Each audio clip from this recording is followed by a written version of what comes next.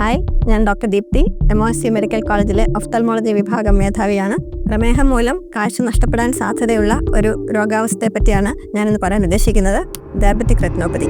നമ്മളെല്ലാവരും വിചാരിക്കുന്നത് പഞ്ചസാരയുടെ അളവ് കൂടുന്നത് മാത്രമാണ് ഡയബറ്റിസ് എന്നാണ്. എന്നാൽ അത് ദീർഘകാലം നിൽക്കുമ്പോൾ മറ്റുള്ള അവയവങ്ങളായ ഹാർട്ട്, കിഡ്നി, നാഡികൾ, അതേപോലെ കണ്ണിനെ തന്നെയും ഗുരുതരമായി ബാധിക്കാൻ സാധ്യതയുള്ള ഒരു അസുഖമാണ്. സാധാരണയായി കണ്ണിനെ ബാധിക്കുന്നത് 5 വർഷത്തിൽ കൂടുതൽ പ്രമേഹം ഉള്ളവരിലാണ്. വളരെ അപൂർവ അവസരങ്ങളിൽ പ്രമേഹം കണ്ടുപിടിക്കുമ്പോൾ തന്നെ ഞരമ്പിനെ ബാധിച്ചിട്ടുണ്ടാവാം. ഇതിൻ്റെ ഏറ്റവും വലിയ അപകടം യാതൊരു പ്രകടമായ ലക്ഷണങ്ങളും ഉണ്ടാവില്ല എന്നുള്ളതാണ്. കാഴ്ചക്കുറവോ, കണ്ണുവേദന, തലവേദന, ചുമപ്പോ ഒന്നും ഉണ്ടാവില്ല. അതിനാൽ തന്നെ പരിശോധനയും നമ്മൾ വൈകിക്കുന്നു. എന്നാൽ രോഗം മൂർച്ഛിക്കുന്ന അവസ്ഥയിൽ കണ്ണിന് കാഴ്ചക്കുറവ്, കണ്ണിന്റെ മുമ്പിൽ കറുത്ത തുള്ളികൾ പ്രത്യക്ഷപ്പെടുക, അല്ലെങ്കിൽ പൊടുന്നനെ കാഴ്ച നഷ്ടപ്പെടുക തുടങ്ങിയ രോഗലക്ഷണങ്ങൾ ആണ് കണ്ടുവരിക. ഇത് കണ്ടുപിടിക്കാൻ വേണ്ടി കണ്ണിന്റെ കൃഷ്ണമണി വികസിപ്പിച്ചിട്ടുള്ള പരിശോധനയാണ് ചെയ്യേണ്ടത്. അത് ഡയബറ്റിസ് ഉള്ള എല്ലാ ആൾക്കാരും വർഷത്തിലൊരിക്കലെങ്കിലും കണ്ണിന് യാതൊരു ബുദ്ധിമുട്ടുകൾ ഇല്ല എങ്കിൽ കൂടെയും കണ്ണ് പരിശോധിപ്പിച്ചിരിക്കണം.